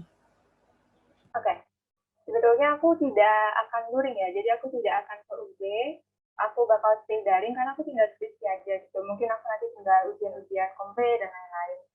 Cuma kalau aku jadi kalian, kalau aku mahasiswa angkatan 2019 atau angkatan 2018, apa yang akan aku prepare adalah aku bakal mikir apa hal yang nggak bisa aku dapetin waktu daring dan hanya bisa aku dapetin kalau aku luring. For example, hal simple, aku cuma bisa foto di depan UB. Kalau aku luring, nggak bisa daring ya kan, hal simple kayak gitu. Aku mau mengapresiasi diri aku karena misalkan aku lolos SNM, aku lolos SBM, atau lolos mandiri, dan aku mau foto misalkan, sesimpel itu. Atau hal apa yang nggak bisa dilakuin waktu daring, hanya bisa luring, pergi ke perpus. Perpus UB itu wonderful, kalian bisa banyak baca buku di situ, atau kontes-kontes lain, kalau ada kesempatan misalkan ya di psikologi kalian masuk ke lab itu terus jadi tes untuk eksperimen, itu silakan di-take karena itu rasanya menyenangkan sekali gitu. Jadi kalau aku bisa yang tadi persiapkan untuk mental, persiapan untuk materi, keuangan dan lain-lain, yang aku benar-benar harus penuhin adalah hal-hal yang nggak bisa atau belum aku ekspor di periode daring karena aku mau jadi mahasiswa yang completed gitu loh. Jadi daring aku udah ngerasain, luring aku udah berani ekspor, so ya semuanya selesai dan aku bisa lulus dengan tenang gitu istilahnya. Jadi kalau aku mahasiswa 2019-2020, I think aku bakal ngakuin itu. I will think dan pada akhirnya aku bakal actionin kalau misalkan aku udah masuk. Iya sih Kak, bener banget sih. Meskipun kita juga daring enak ya, kalau misalnya bisa dikasih kesempatan untuk luring, alangkah baiknya jika kita bisa menggunakan kesempatan tersebut untuk misal pergi ke perpustakaan atau mungkin melakukan riset secara langsung, dan itu merupakan hal-hal yang tidak bisa atau sulit dilakukan secara daring ya Kak ya. Betul.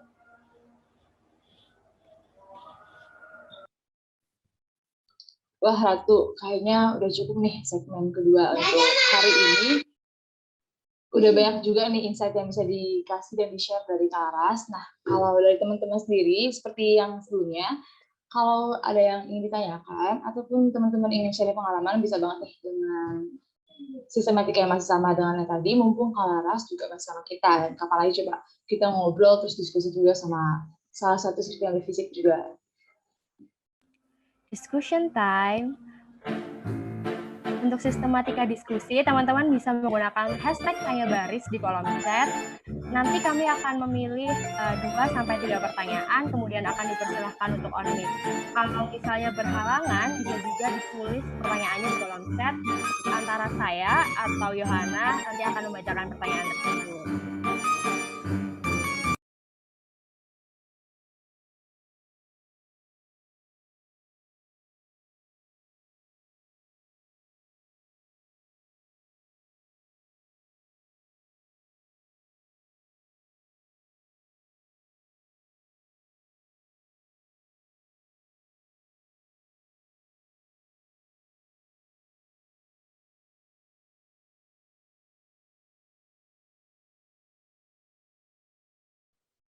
Mungkin aku dulu ya Kak untuk bertanya. Tadi kan sempat disebut sama Kak Laras kalau tips and trick itu kita harus punya banyak relasi ya di masa daring seperti ini.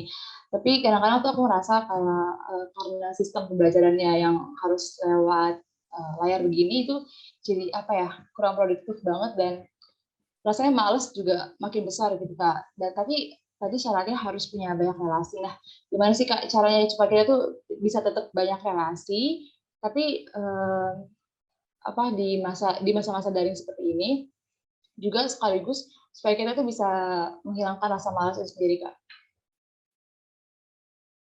Oke, pertanyaan relasi ya, pertanyaan bagus. Aku mau cerita tentang relasi. Dulu waktu aku seleksi Mawapres di tingkat FISIP, itu kan kita ada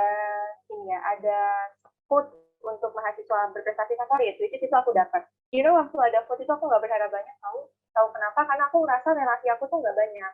Karena kalau dibandingin Mawapres yang lain, which is mereka kalau di sosial media, mereka kayaknya mainnya udah dari SMP atau SMA, mereka tahu ada Instagram ya. Kayaknya aku cuma manusia kuno yang aku baru tahu Instagram tuh akhir-akhir, terus aku baru bikin, dan orang-orang yang follow aku ya bener-bener temen-temen gitu loh, nggak ada temen yang relasi luas banget atau gimana. Dan di saat mereka udah sampai 1.000, 1.500, 2.000, my followers itu only about 400 atau 500 waktu aku seleksi Mawapres gitu.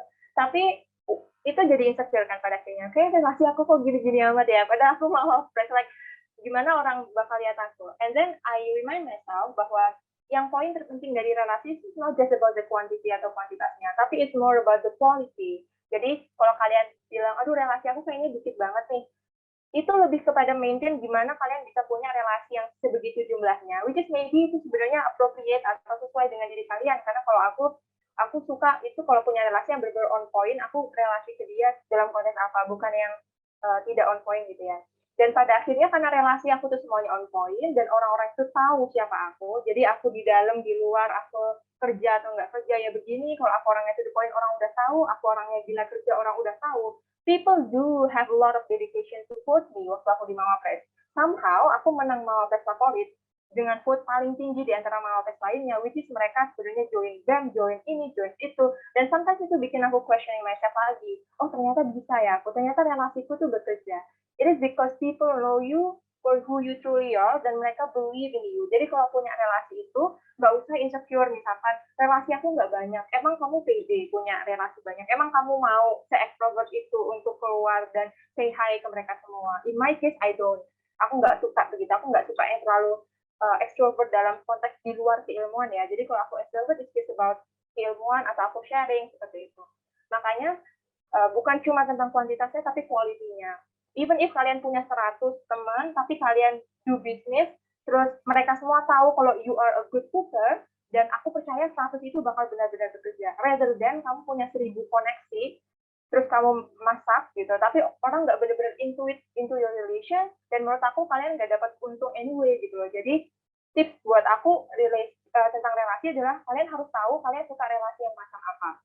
Don't be insecure about that, dan tahu bahwa once kalian maintain a good relationship with each other, itu nanti pasti benefitnya juga bagus dan kalian bisa menang. Karena relation itu bukan sekedar tentang tahu ya, bukan sekedar tentang aku tahu dia, tapi lebih ke aku kenal dia.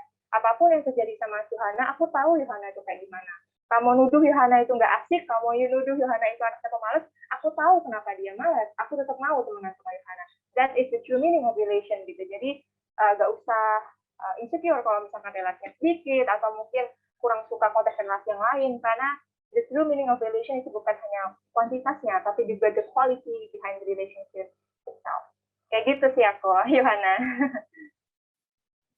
Ya, aku udah setuju nih sama tadi sama yang disebutkan oleh Kalaras, kalau relasi itu sebenarnya bukan tentang jumlah aja sih, tapi harus kualitas juga. Percuma juga punya teman-teman yang banyak, tapi mereka tuh hanya sebatas tahu dan nggak bisa mengenal pribadi kita secara dalam.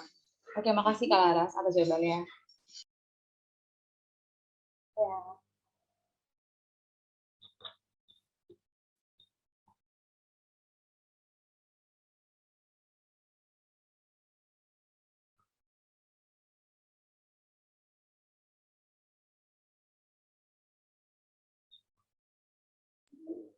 Nah, untuk penanya selanjutnya, seperti yang ada di kolom chat, sudah ada panitia dari Tiffany.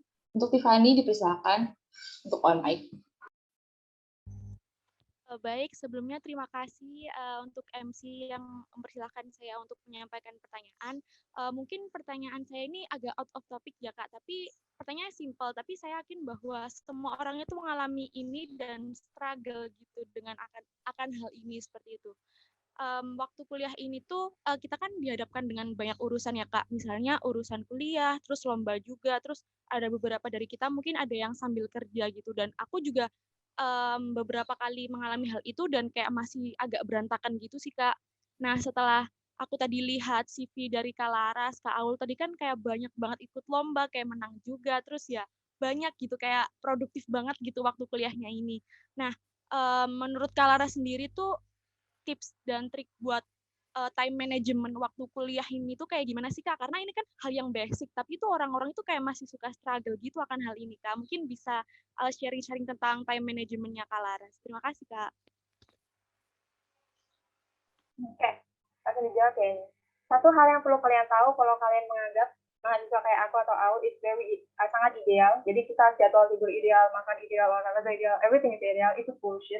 Itu omong kosong. Jadi kalau kalian aja yang begini nggak ideal, apalagi kami. Gitu.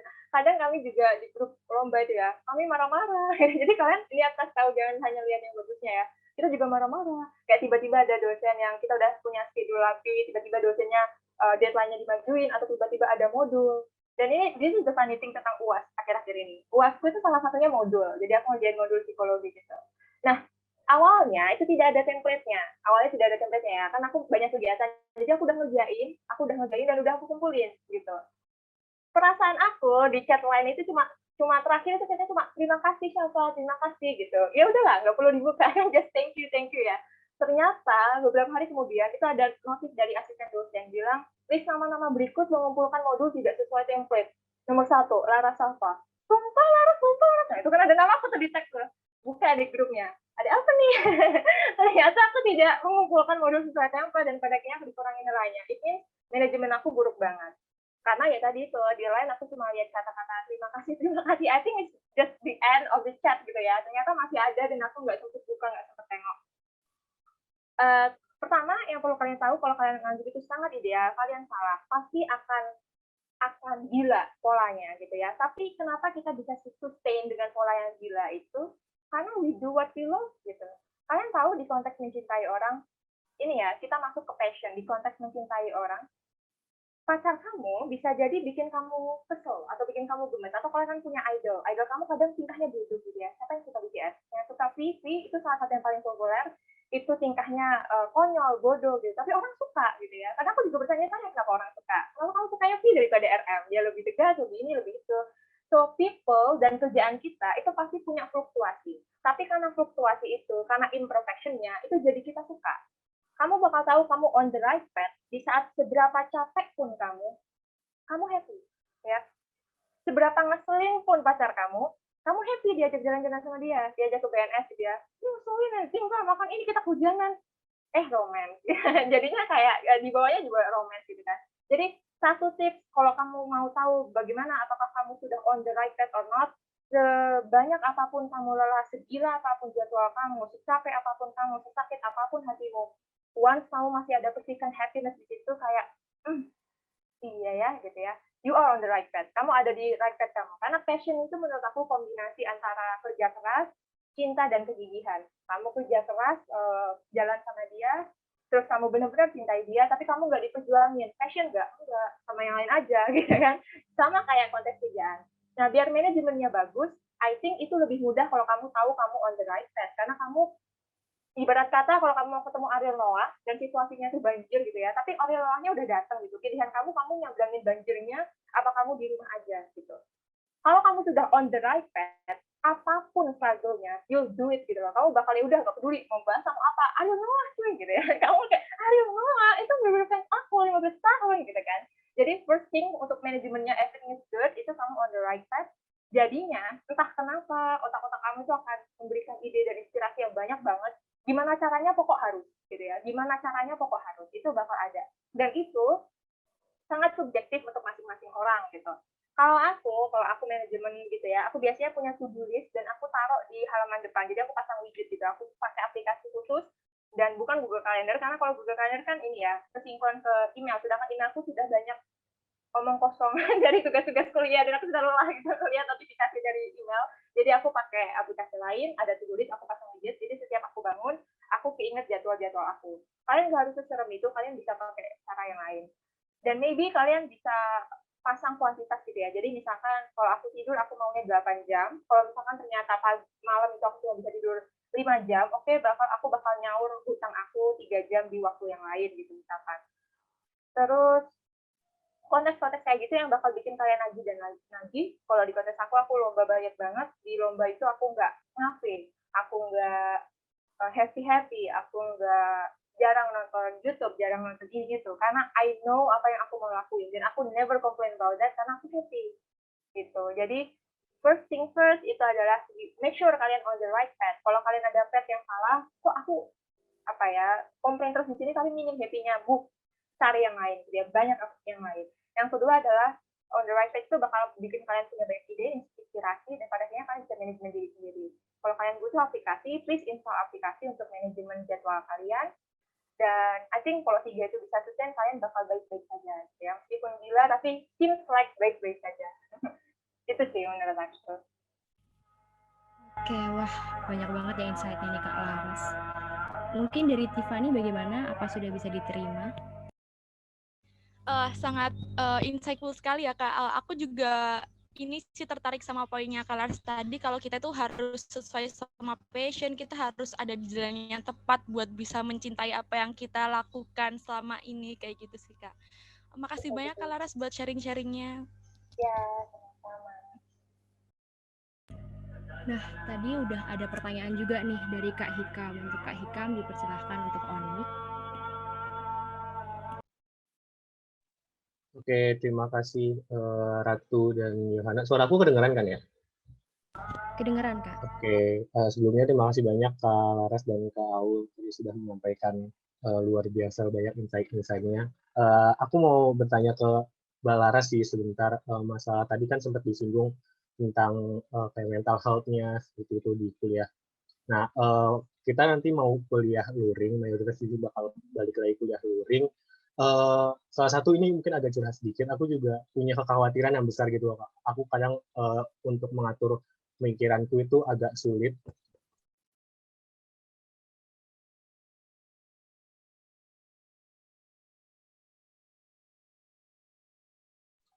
Sorry Kak, ada yang manggil. Ini mungkin agak curhat dikit. Aku punya kayak kekhawatiran gitu. Kalau aku tuh sering khawatir, terus masalah apa ya? Kayak ya saat ini paling banyak tentang masalah kesehatan gitu. Jujur aku banyak banget mengkhawatirkan bagaimana kalau terjadi seperti itu di masa yang sekarang penuh dengan virus dan sebagainya gitu loh. Terus belum lagi tekanan-tekanan di kuliah, bagaimana ya kuliah luring lagi ini gitu. Apakah akan efektif atau enggak buat akunya.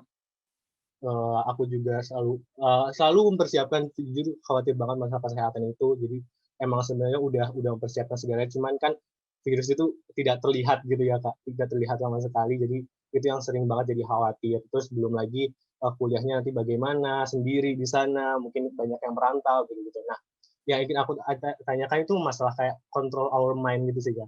Bagaimana kita bisa stay positif walaupun mungkin khawatir itu perlu untuk menjaga-jaga ya agar kita bisa menjaga diri. Tapi terkadang jadi terlalu berlebihan jadinya buruk bagi kita gitu untuk takut bagaimana bergerak, bagaimana mau takut keluar dan sebagainya gitu sih Kak.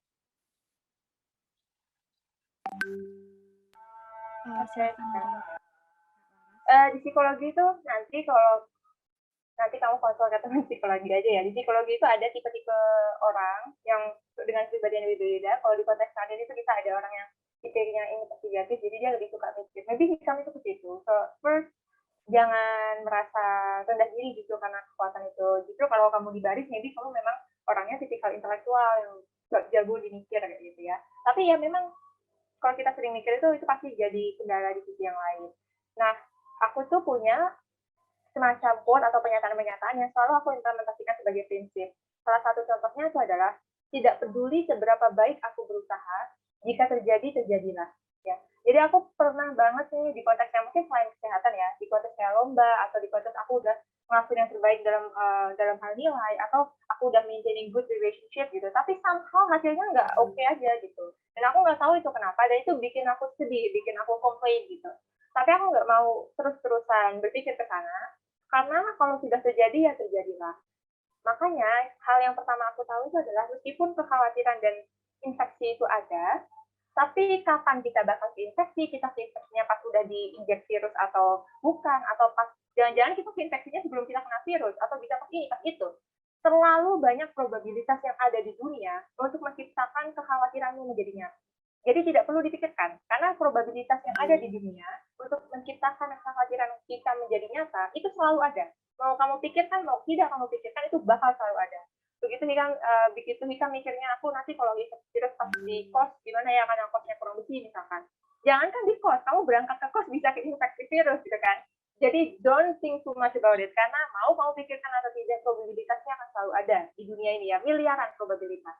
Jadi malah di virusnya kamu ternyata kena impact karena ini injek untuk vaksin yang nggak bersih, misalkan ya, ada korup dan lain sebagainya. Too many probabilities. Yang kedua adalah, karena probabilitasnya ada banyak di dunia ini, hal yang bisa kamu kontrol, satu-satunya hal yang bisa kamu lakukan, itu adalah prepare, gitu ya. Jadi begitu kamu rasa kayaknya prepare aku kurang, kayaknya prepare aku masih kurang maksimal, at least you are prepared, gitu ya. Terus kalau kamu ngerasa kayaknya orang lain lebih nggak, itu just buang pemikiran itu, karena orang lain juga manusia. Berapa banyak sih orang yang super power dan konglomerat yang bisa mempersiapkan dirinya. Itu bukan our level of thinking untuk mikirin mereka, nggak perlu peduli juga. At least we are prepared for our own self. Gitu. Jadi kita, meskipun probabilitas dunia ini ada banyak, at least kita prepare, sehingga kita menurunkan derajat probabilitas. Kemungkinannya bakal selalu ada, tapi dia lebih turun.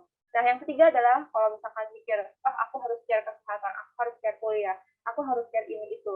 Itu main ya, atau mungkin kamu sekarang ngurus garis, banyak banget yang diurusin.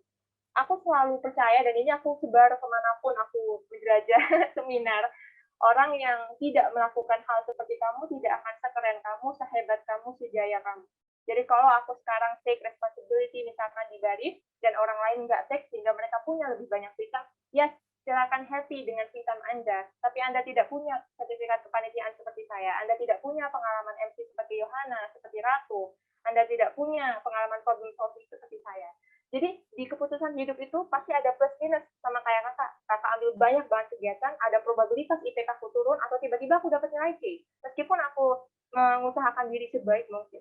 Tapi gimana cara aku survive? I know apa yang aku ambil bakal membentuk siapa diri aku. Dan orang-orang yang tidak mengambil langkah seperti itu tidak akan pernah ada di posisi itu. Tidak akan pernah menginjakkan sepatuku, tidak akan pernah menjadi seperti aku. Aku adalah diri aku sendiri, begitupun dengan orang lain, berdasarkan keputusan-keputusan mereka. Jadi, menurutku, pertama, tahu probabilitas dunia itu bakal selalu besar. So, jangan berpikir banyak tentang itu. Kamu berpikir pun nggak akan tuntas, karena pemikiran itu terlalu sempit untuk memikirkan probabilitas dunia yang ada banyak. Yang kedua adalah, at least kamu prepare itu menurunkan probabilitas resiko. Terus yang ketiga, kalau kamu concern ke gimana aku bagi waktu, gimana nanti kok kesehatan, segala macam, tahulah alasan kenapa kamu memulai, dan itu adalah hal yang bakal membentuk kamu. Orang yang nggak ngambil langkah seperti ini tidak akan menjadi sekeren kamu, gitu. Jadi just tenang dengan itu, terima semua plus minusnya, karena ya itu lagi, kita nggak berjalan di sepatu orang lain, jadi just relax. At least kamu prepare, kayak gitu sih menurut aku.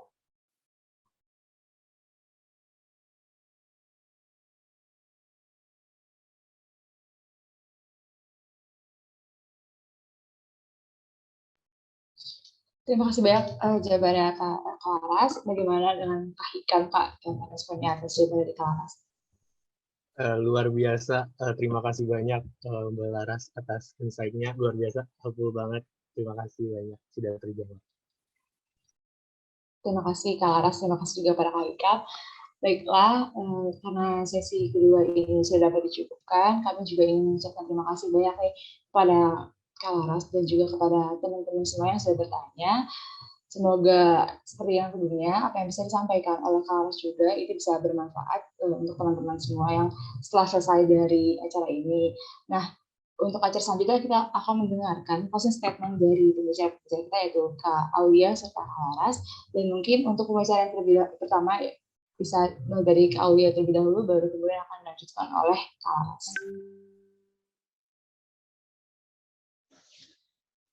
Oke, suaraku kedengaran dengan jelas? Ya, Kak, terdengar. Oke. Closing statement ya. Kalau dari aku,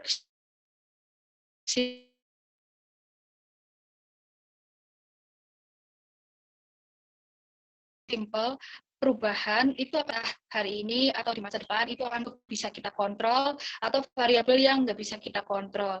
Jadi teman-teman harus bisa selalu terbiasa dengan perubahan tersebut.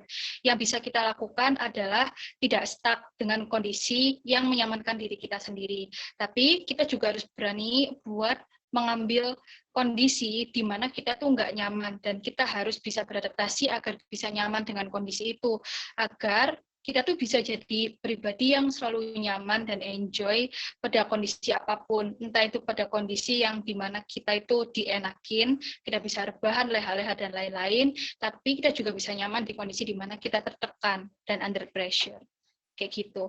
Makasih teman-teman Baris atas kesempatannya. Semoga yang saya sampaikan pada pagi hingga siang hari ini bisa bermanfaat buat kita semua. Terus belajar dan jangan berhenti buat mencari tahu. Gitu. Terima kasih Kak Aul atas statement penutupnya. Mungkin bisa dilanjutkan dengan closing statement dari Kak Laras. Oke, closing statement aku, kalau kalian capek, istirahat, bukan berhenti. Kalau kalian gagal, tahu bahwa kegagalan tidak bertahan selamanya. Begitu pula kemenangan atau kesuksesan.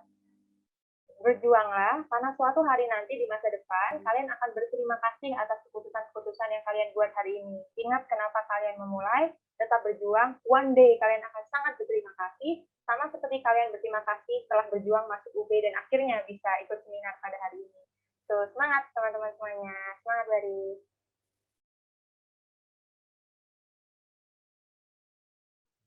Wah, terima kasih banyak untuk Kak Aulia juga Kak Laras. Nah, sekarang aku bisa nih tarik kesimpulan sedikit ya dari dua sesi diskusi kita tadi. Yang pertama adalah mengenai pembelajaran secara daring sebetulnya. Kalau misalnya mau survive di pembelajaran seperti ini, itu tuh tergantung dari diri kita sendiri, bagaimana kita menyikapinya, dan kemudian seperti yang dikatakan oleh Kak Aulia tadi, kita bisa memperlebar kembali zona nyaman. Nah, untuk survive di masa pembelajaran daring seperti ini bisa dilakukan dengan menerapkan jam-jam disiplin ya. Jadi misalnya kalau misalnya 40 menit harus mengikuti perkuliahan, maka harus serius dalam 40 menit itu dengan menatap layar. Kemudian nanti bisa diselingi dengan istirahat sebelum mungkin melakukan kegiatan yang lainnya. Nah, terus juga tidak usah merasa gak enakan dengan teman-teman kalau misalnya memang kita punya jadwal yang padat, bisa dikomunikasikan dengan baik nih dengan teman-teman yang mungkin berkomunikasi dengan kita supaya tidak ada kesalahpahaman juga. Dan yang terakhir itu mengenai benefit-benefitnya sebenarnya dari masa pembelajaran daring seperti ini kita bisa lebih banyak gitu mengikuti lomba-lomba dengan tidak harus keluar kota karena memang kan dilaksanakannya secara daring ya, bisa di rumah, dan juga kita bisa melakukan aktivitas-aktivitas berkaitan dengan pekerjaan rumah itu dengan lebih leluasa juga, dan juga kita mungkin bisa nih menghasilkan penghasilan dari kegiatan-kegiatan kita mungkin dengan bekerja sampingan gitu, tetapi tetap mengingat kewajiban sebagai mahasiswa. Nah, itu aja mungkin kesimpulan dari aku. Bisa ditambahkan oleh Ratu? Mungkin aku menambahkan aja ya untuk secara persiapan kita kuliah secara luring, kita bisa memplan mengenai tempat tinggal secara finansial maupun secara akademik. Kemudian untuk secara material diperlukan alat tulis, kemudian buku materi, dan karena kita sedang berada di masa pandemi seperti ini, kita memerlukan swab supaya kita juga lebih aware gitu terhadap virus yang sedang tersebar sekarang. Kemudian mengenai prestasi setelah satu statement yang aku suka itu kakak bilang prestasi not should be parameternya, tapi berbisnis terus habis itu menjadi content writer atau content creator itu juga merupakan salah satu prestasi. Kalian juga akan bertemu dengan orang-orang yang prinsipnya berlari ya, tapi kalian tidak perlu aware ataupun tidak perlu insecure tentang hal tersebut. Kalian harus tahu your own pace, berkompetisi dengan diri sendiri gitu. Kemudian poin lainnya adalah kalian harus memiliki relasi gitu. Relasi, kalau misalnya kita punya relasi dengan cutting misalnya akan ada banyak pengalaman-pengalaman dan mempermudah juga track kita untuk menjadi sukses gitu. Kemudian persiapannya untuk Agustus nanti, kalau misalnya dengan Kak Aul sendiri tidak secara luring ya, tapi Kak Aul mengatakan bahwa kalau misalnya aku menjadi mahasiswa yang melakukan kuliah secara luring gitu, maka Kak Aul akan melaksanakan hal-hal yang tidak bisa dilakukan secara daring, misalnya seperti ke perpustakaan atau melakukan riset secara langsung dan lain-lain gitu. Terus untuk tips and trick manajemen waktu, sebenarnya seperti yang dikatakan pada statement terakhir tadi, istirahat itu bukan berhenti ya. Jadi ketika kalian tidak stick on plan itu nggak masalah. Yang penting kalian sudah berusaha, memulai untuk berusaha itu sampai nanti one day kalian akan berterima kasih pada diri sendiri. Mungkin itu aja. Gimana? Oke deh.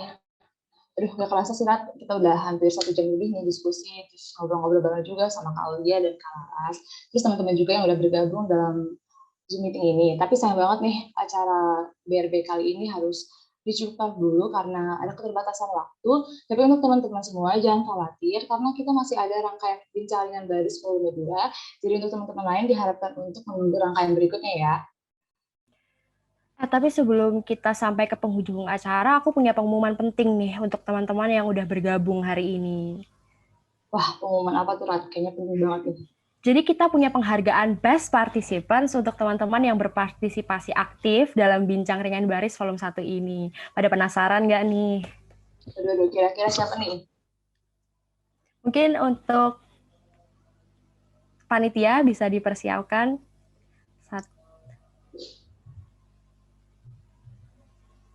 Wah, selamat ya untuk Kak Antika Septi Wulandari. Keren banget sih tadi. Udah berpartisipasi, sudah bertanya, dan wah, keren banget sih. Ya, terima kasih juga untuk Kak Antika. Dan untuk teman-teman yang lain, jangan berkecil hati nih, karena kalian juga akan mendapatkan apresiasi sebab telah mengikuti acara Bincang Ringan Baris dari awal acara tadi hingga ke penghujung acara.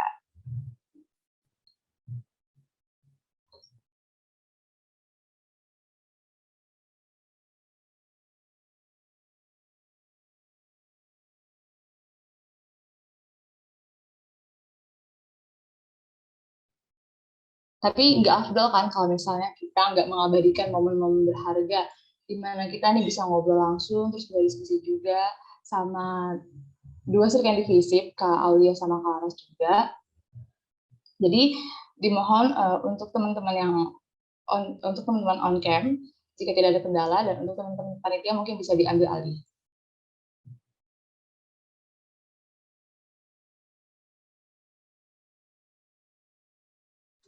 Oke, semuanya mungkin bisa on cam dulu ya, sebentar buat didokumentasiin. Thank you buat yang udah on cam. Mungkin yang lain masih ditunggu.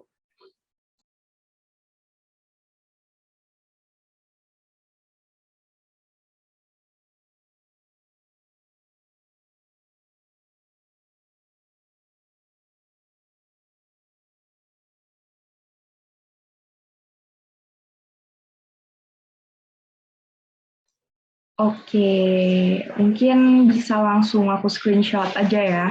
Sini udah lumayan banyak yang on-cam, jadi di aku ada 2 slide, jadi mungkin bisa pause 2 kali sambil aku screenshot. Oke, terima kasih semuanya. 1, 2, 3. 1, 2, 3. Oke, thank you semuanya. Baik, terima kasih untuk teman-teman panitia. Dan setelah itu kami juga ingin mengucapkan terima kasih yang sebesar-besarnya kepada Kak Aulia juga Kak Laras karena telah bersedia meluangkan waktu weekend-nya untuk menjadi pembicara pada acara hari ini.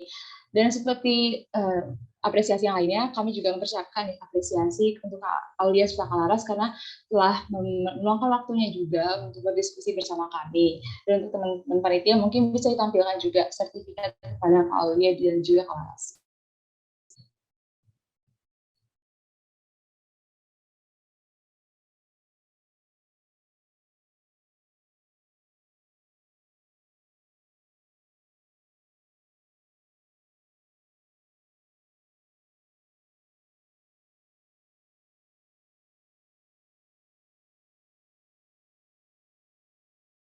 Wah, inilah sertifikat yang akan diberikan kepada Kak Laras, juga Kak Aulia. Terima kasih banyak Kak atas materi-materinya yang sangat membangun juga, dan tips and triknya supaya kita bisa survive di masa-masa kuliah daring seperti ini.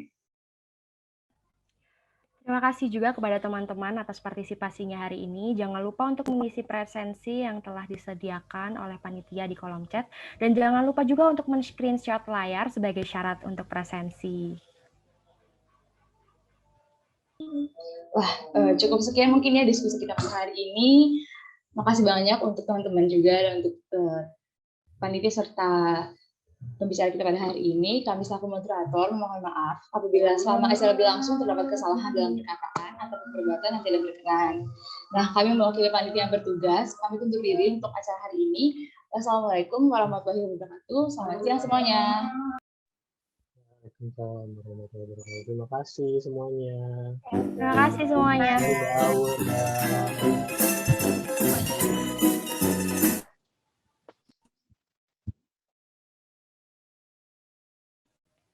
Terima kasih Kak Aul, terima kasih Kak Laras.